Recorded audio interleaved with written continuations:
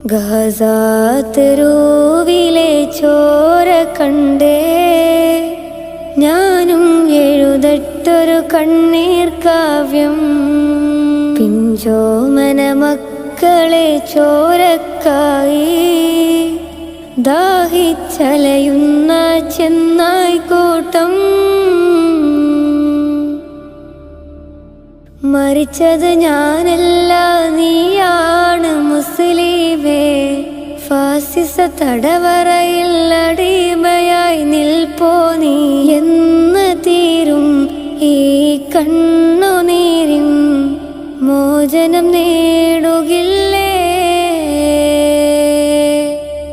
ഫലസ്തീൻ ചിരിയെന്നത് കാണാക്കിനാവല്ല, അറബിപ്പൻ വിളയുന്ന കാലം വരുന്നുണ്ട്. തഖ്വ കൊണ്ട് നേടിടുവേ ഫാസിസം കരയും.